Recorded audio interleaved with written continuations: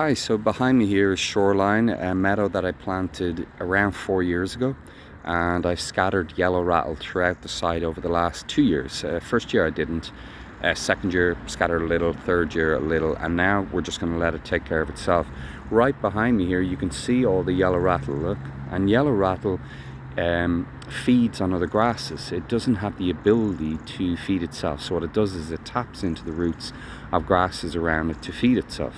And the brilliant thing about this is it takes such things as cocksfoot and it brings that right down, and cocksfoot gradually dies out, and what you're replaced with is the flowers which need a lot less nutrients, and then certain wildflowers that are dormant within that seed base, or their seed is cast here, they start to have a chance to grow, and then that increases the co-evolution partners. Co-evolution is things that have grown alongside each other, and that's how they survived. So certain flowers are specifically aligned with certain butterflies, bees, flies, midgets, etc. And it's based on the flower size and the flute, based on the tongue of the particular insect. How does that tongue fit into the shape of the particular flute of the flower? And yeah, so I'm just going to walk through here, take a look at some, but let's do a lowdown shot first. And there's, look, your yellow rattle. This is the spit bug. You can see on the yellow rattle is all this kind of white looking spit. That's a spit bug. So the spit bug releases that liquid. Here, I'll show you here. And it lives in the center of it, and it just stops other insects from eating it or birds. So there you can see our yellow rattle. Let's get a nice zoom in there. It's got these beautiful lavender kind of tips on top. We have our pink clover here, our plantain, which is really important, and then certain meadow grasses, which are also really important to our moths. And you can see in the distance there the yellow rattle really beginning to do its job. You know, anytime I make these videos, I like to show the desolation right beside the life. So here you have a car park, which is very important for the shoreline space there, but remember, this is very industrial in its look, and right alongside it, because we've worked with nature, we've got high value nature right beside this car park, so you can see all the flowers there. So let's stand up and take a look. Here we have hawthorn, and we'll take a look here as well. This is purple vetch. Purple vetch is a favorite of our bumblebee, and there you see it there, look. The minute you see purple vetch and other flowers around, especially if there's non-native flowers, what you'll know is the bee will go through it. Now here you have cocksfoot, and here you have the yellow rattle. Now what will begin to happen is, this is an interesting area here. So take a look here. Here's the yellow rattle seed traveling up. It's meeting the cocksfoot, which is here, and that's oat grass as well, tall oat. I think it's called false oat grass, and it will start to in a sense parasite on that and feed on its roots underneath, and this will begin to die down, and this will begin to take over, and then you'll get certain things like hawkbit, dandelion, etc. Now this one is the one we wouldn't really want to eat. This is sweet vernal grass. That's a really beautiful grass. Here at that one, there's sweet vernal grass. That's a beautiful meadow grass. Really, really important in meadows to certain moths and different forms of life.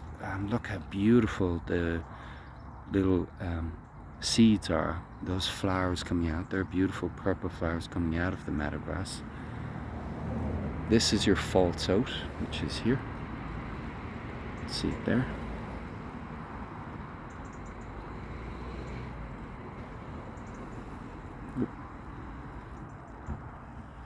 Sorry, I can't get that to focus, unfortunately. There's false oat there. A little bumblebee coming in.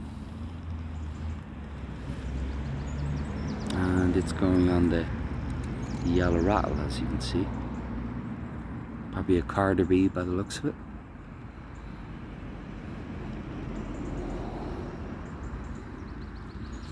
Hello, little guy. Is that nice? And you know, the fascinating thing you'll notice is your insects will tell you, they will always pick the native flowers over the non-native. It's only if the bees, what I notice in my back garden is, you might not have an alpine flower, which bumblebees may really love. And if the bees have communicated about a specific flower in an area, it's true, they might in abundance go in that non-native, because they've let people know, hey, look, there's loads of pollen, go to this area. They do their little bee dance, and hence you'll get a lot in a specific flower. There you can see our yellow rattle traveling through there again. There's our meadow buttercup. Just want to go into the larger film so people can see that there. And look at that panoply. Now I have a very exciting flower to show you over here. And I have intervened and planted this, otherwise it wouldn't be here. So, where is it? Here it is. One of my favorite flowers is goat's beard, and here it is here. This is quite a rare flower, you don't see this everywhere. And unfortunately we still have that the council and TidyTowns don't understand their local flowers, and they're pulling up this very rare native flower, which is called goat's beard. To the untrained eye you may think it's dandelion, but you don't realize that this is a rare flower that is mostly on the coast, our coast of Ireland, so on the east southern coast of Ireland. And you'll find it growing just along Mill Road and on the beach. But it's not common at all. There it is before it's flowered over here, and here it is in flower. It's also called in bed, Jack in bed by noon, and the reason is by 12 o'clock it closes its flower head. And such a beautiful flower. So please, if you see this flower, please try and protect it. Okay. Obviously I don't walk through here very often. This is the second time I've walked through this year, because I don't want to damage the meadow. So I really don't walk through this that often. Very important flowers here. You'll often see bees, flies, hoverflies, all types of insects on this flower here, and that is sow thistle as far as I can remember. Sorry, I used to be up on all my flowers, but it's been 2 years. Here we have lesser hop trefoil. That's lesser hop trefoil. If it's medic, black medic is very similar. It has a little spike, and black medic's a little higher, but there's a little spike on the center of the leaf here, because they look very similar otherwise. Let's walk over then to the meadow. Now I was really hoping teasel would take hold here, but unfortunately it hasn't. And we can also see that weed killer's still being used here for the car park, but happily they're not spraying here. But obviously that shouldn't be happening anyway. A lot of work went into this project. There should be no weed killer used. Okay, so here we have our oxeye daisy, the yellow rattle going throughout. Here we have our white-tailed bumblebee. To the bigger screen so people can see that on a bigger scale. There you see it there.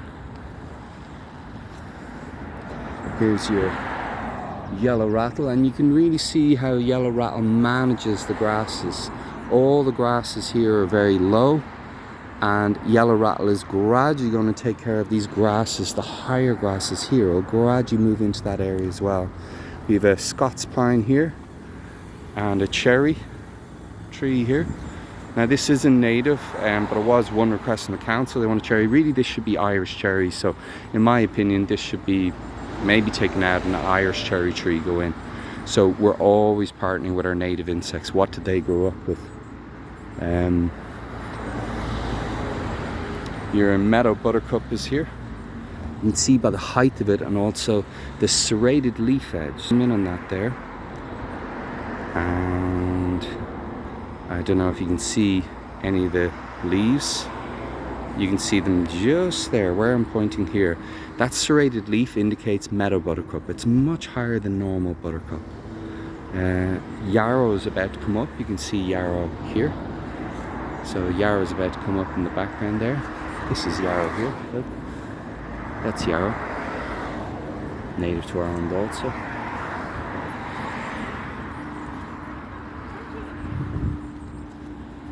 And now we'll go over to the other side.